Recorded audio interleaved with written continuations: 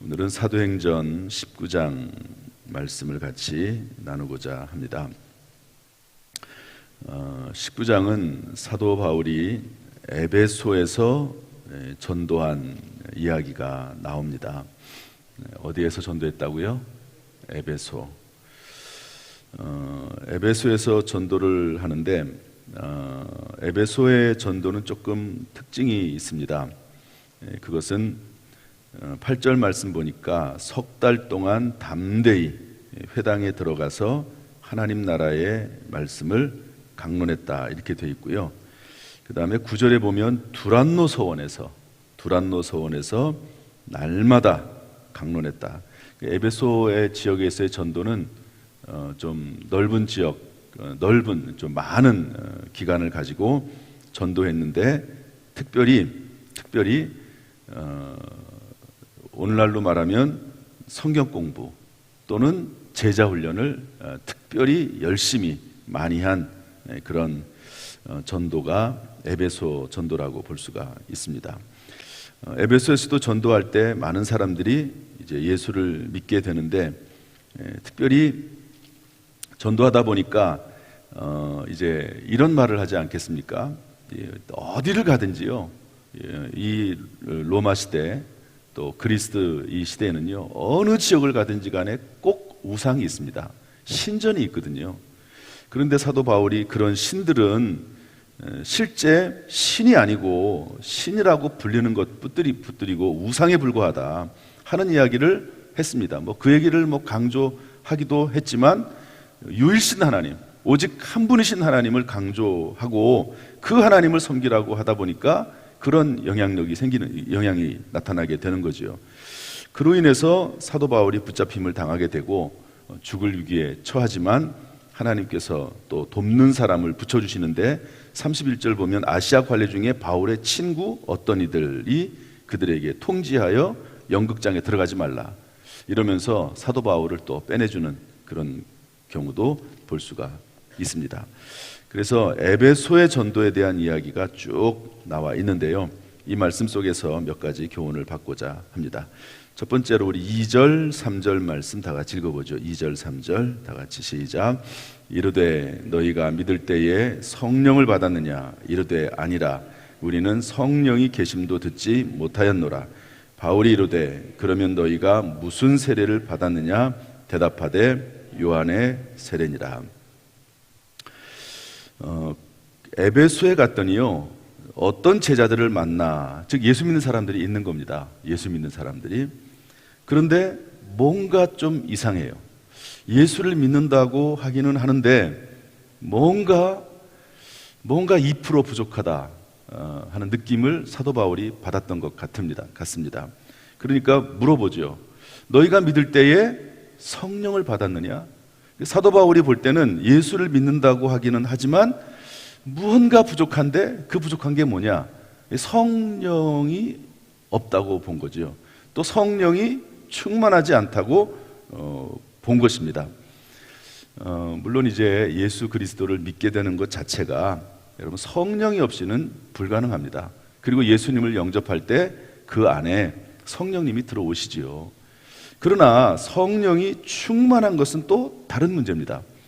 초대교회에 이제 120명의 성도들이 모여가지고 간절히 기도하지 않습니까? 그때 기도할 때 성령이 불같이 임하고 성령이 충만함을 받게 되니까 정말 능력적으로 하나님의 사역을 감당하는 것을 볼 수가 있습니다.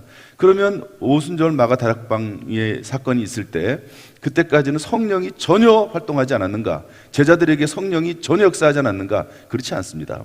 예수님과 함께 전도할 때, 제자들이 나가서 전도할 때 하늘에서부터 귀신이 떨어지는 것을 경험하기도 하고 많은 영혼들이 주께로 돌아오는 그런 경험을 하기도 했거든요. 그러니까 성령이 역사하지 않은 것이 아니라기보다도 그 안에 성령이 전혀 없는 것이 아니라기보다도 성령으로 충만하지 않은 거죠.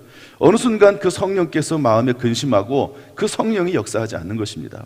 그럴 때가 있다고 하는 거죠. 그래서 에베소 교회의 제자들을 볼 때 2% 부족하다 그런 생각이 드는데 그게 뭐냐? 성령으로 충만하지 않은 것이지요.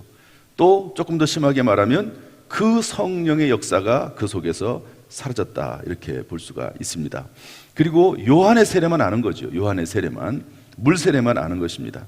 그래서 사도 바울이 회개의 세례를 안수하면서 그들에게 기도하니까 성령이 그들에게 임했다. 그 결과가 뭐냐면 방언도 하고 예언도 했다 하는 것이죠.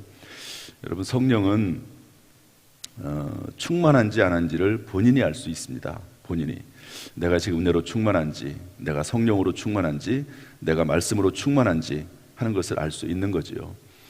일반적으로 이 사도행전에 나올 사도행전의 성령 충만에 또 성령이 임하는 특징 중에 하나는 방언입니다. 방언이 전부는 아니에요.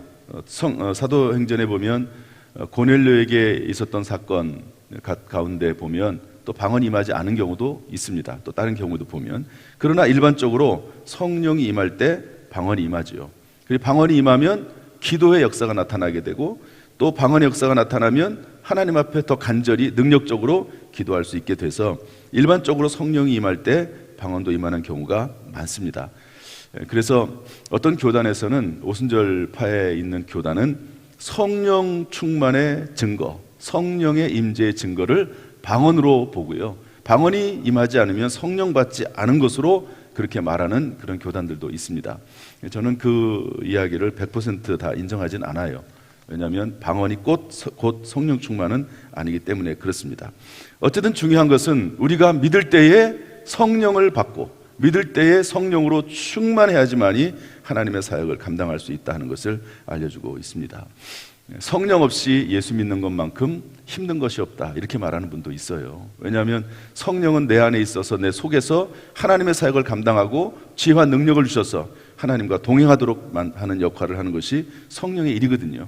그런데 성령이 내 마음속에서 역사하지 않고 성령이 떠나면, 떠난다기보다도 성령의 충만함이 어느 순간 사라지면 모든 것이 다 힘들어질 때가 많습니다. 교회라는 거, 예배드리는 거, 충성하는 거, 봉사하는 거, 기도하는 거, 이런 것들이 다 힘들어지는 거죠. 오늘 이 말씀을 생각하면서 우리에게 이 말씀을 질문한다고 한번 생각을 한번 해보시죠. 너희가 믿을 때에 성령을 받았느냐? 지금 성령으로 충만하느냐? 성령께서 우리의 마음속에서 역사하느냐? 하는 질문을 스스로 하면서 성령으로 충만케 하시옵소서, 다시 한번 성령으로 충만케 하시옵소서 기도하는 저와 여러분 될 수 있기를 주님의 이름으로 축복합니다. 여러분, 성령의 충만함은 기도할 때 받습니다. 사모할 때 받습니다. 마가의 다락방에서 오순절이 이르기까지 모여서 전심으로 기도하지 않았습니까? 하나님 앞에 성령을 다시 한번 회복하게 해달라고 기도하고 성령으로 충만하게 해달라고 기도하는 저 여러분 될 수 있기를 주님의 이름으로 축복합니다. 제가 언젠가 정확히 어떤 교회인지는 기억이 없는데요, 예배 시간에 성령 충만 받기를 위해서 한번 기도한 적이 있습니다. 성령, 특별히 오랫동안 기도한 것도 아니고 우리 성령, 우리가 마음에 소원할 때 성령이 임하십니다 라고 그렇게 이제 쭉 설명을 하면서 기도할 것을 요청을 했더니, 어떤 분이 그때 2층에 앉았던 분인데 그분이 그냥 거기서 담담하게 그냥 성령께서 내 안에 임하시옵소서라고 기도했는데 정말 성령이 임하더라고요. 그 증거가 뭐냐면 그분이 옆에 사람들도 많이 있었는데 그 짧은 시간에 방언이 임하고 그래서 성령을 체험하는 그런 경우도 봤습니다. 제가 가끔 말씀드리지만 저는 철야기도회 때 기도하고 있는데 어떤 여전사님이 지나가면서 툭 치고 지나갔는데 내 입에 언어가 바뀌면서 방언을 시작한 게 처음 방언한 시작입니다.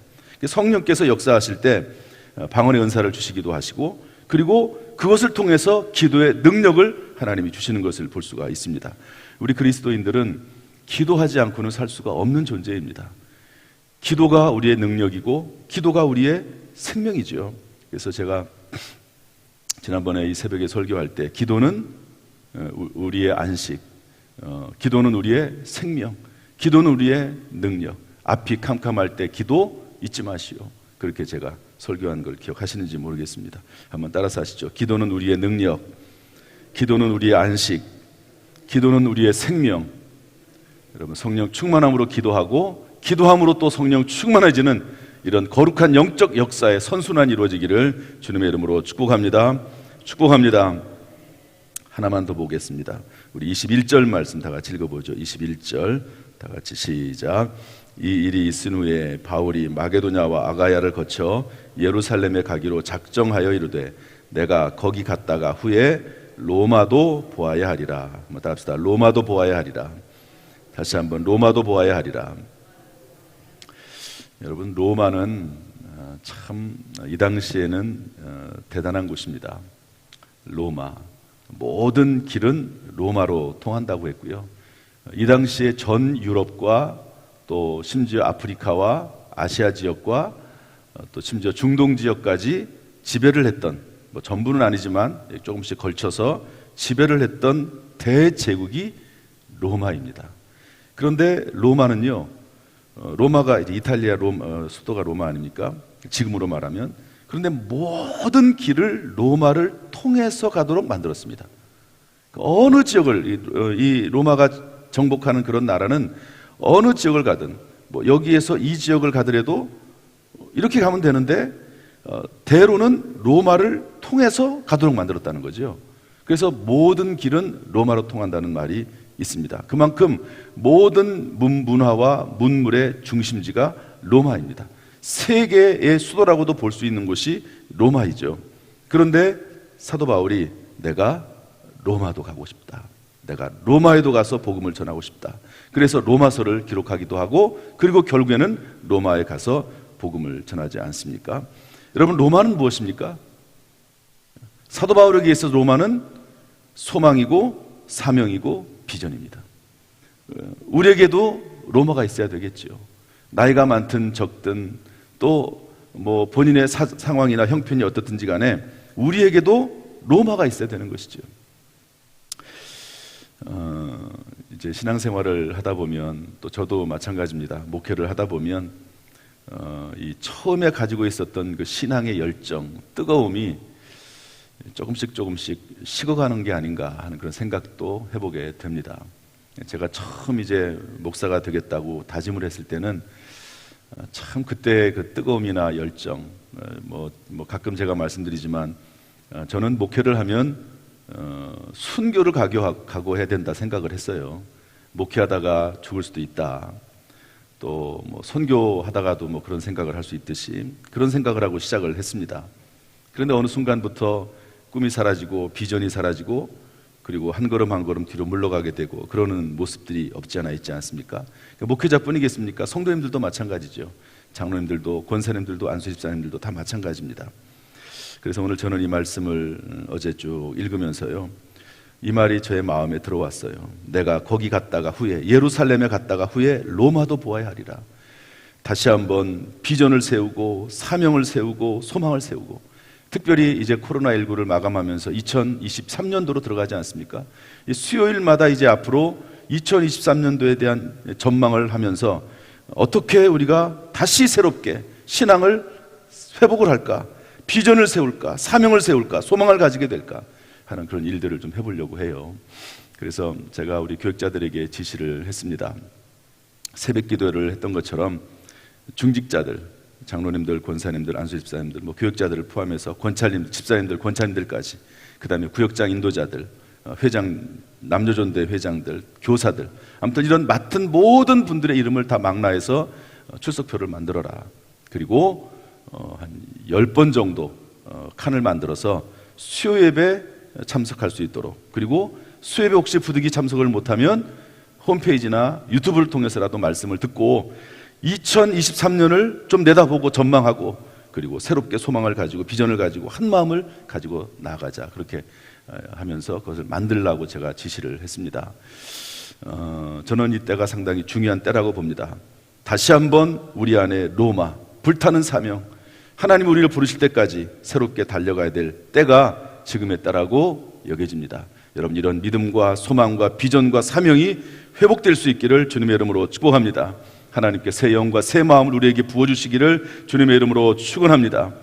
3년 동안 힘들고 어려웠지만 이제 그런 것들을 털털 털고 일어나서 새롭게 시작한 우리 교회가 될 수 있기를 기도하고, 하나님께서 은혜 베풀어 주시기를 주님의 이름으로 축원합니다. 축원합니다. 기도하겠습니다. 우리 이 시간에 오늘 말씀을 생각하면서 한번 기도하도록 하겠습니다. 오늘 제가 두 개 말씀을 드렸어요. 하나는 너희가 믿을 때에 성령을 받았느냐, 로마도 보아야 하리라. 하나님, 우리에게 꿈과 비전과 사명을 다시 한번 부릴 때 일어나게 해 주옵소서. 하나님 아버지, 성령으로 충만하게 하셔서 주의 사명을 감당하기에 부족함이 없게 해달라고, 다시 힘을 얻어서 나갈 수 있게 해달라고 기도하시길 바랍니다. 우리 다 같이 주여 한번 부르짖고 간절히 이 말씀 생각하면서 기도하겠습니다. 주여. 아버지 하나님, 주의 은혜와 사랑을 감사합니다. 주께서 오늘도 이 자리에 우리를 불러주시어서 기도하게 하시고, 무엇보다도 기도의 사명을 주셔서 우리 교회를 위해서 중보기도 할 수 있도록 인도해 주시니 감사를 드립니다. 너희가 믿을 때에 성령을 받았느냐 말씀했던 것처럼 아버지 하나님이여, 성령을 회복할 수 있도록 주여 다시 한번 성령으로 충만할 수 있도록 인도해 주옵소서.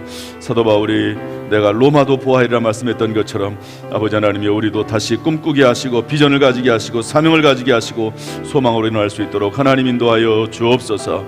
특별히 아버지 하나님이여, 이제 수예배 때마다 특별히 이제 2023년도를 돌아보면서 바라보면서 새롭게 전진하려고 합니다. 마음을 모으고 뜻을 모으려고 합니다. 한 마음을 가지려고 합니다. 하나 된 것을 힘써 지켜나가려고 합니다. 주여, 교회를 사랑함으로, 주님을 사랑함으로 함께 전진하고자 합니다. 우리 장로님들, 권사님들, 안수일 집사님들, 또한 모든 집사님들, 권사님들, 모든 교사들, 구역장 인도자들, 그리고 남녀전도 회장들, 모든 기관과 모든 맡은 자들이 뜻을 모아서 다시 한번 우리 속에 로마, 우리의 사명을 분립될 수 있도록 하나님 인도하여 주옵소서. 은혜를 베풀어 주옵소서. 성령이여 임재하여 주시기를 원하옵나이다. 성령이여 찾아와 주옵소서. 은혜 베풀어 주옵소서. 성령 하나님 역사하여 주옵소서. 예수님의 이름으로 기도합니다. 아멘. 은혜와 사랑이 풍성하신 아버지 하나님, 우리에게 성령으로 충만함을 허락하여 주옵소서. 우리에게 다시 한번 꿈꿀 수 있게 하시고 비전을 가지게 하시고, 지난 이제 긴 3년의 코로나19의 터널을 지나고 새롭게 시작할 수 있도록, 비전을 가질 수 있도록 인도하여 주옵소서. 이전에 있었던 우리의 로마, 우리의 꿈, 우리의 소망을 다시 한번 부릴 듯 일으켜서 전진하게 하시되, 특별히 새벽에 나와서 기도하는 모든 성도들에게 은혜를 베풀어 주시어서 그 입술로 중보기도 할 때마다 이런 놀라운 역사가 일어나게 하여 주옵소서. 우리 모든 성도들에게 새 영을 부어주시고 새 마음을 부어주시고, 또한 우리 모두에게 새살이 돋아나게 하셔서 다시 한번 일어나서 시작할 수 있도록 인도하여 주옵소서. 이제 벌써 한 주를 마감하고 주일을 준비하게 됩니다. 은혜 베풀어 주시어서 이번 주일도 하나님께 영광이 되게 하시고, 성도들의 발걸음을 인도하시고 힘과 지혜와 능력을 얻는 시간 되도록 역사하여 주옵소서. 이 시간에 기도할 때 우리 입술 가운데 성령을 부어주시고, 기도할 때 말해주신 하나님 은혜와 능력이 임하기를 원하오며 예수님의 이름으로 축복하며 기도하옵나이다. 아멘. 이제는 우리 주 예수 그리스도의 은혜와 아버지 하나님의 무한하신 사랑과 성령님의 교통하심이 주의 전에 나와 또 실시간을 통해서라도 말씀을 듣고 기도하는 모든 성도들 한 사람 한 사람 머리 위에, 그 가정, 직장, 사업, 자녀, 심령 위에 함께 하시기를 간절히 축원하옵나이다. 아멘.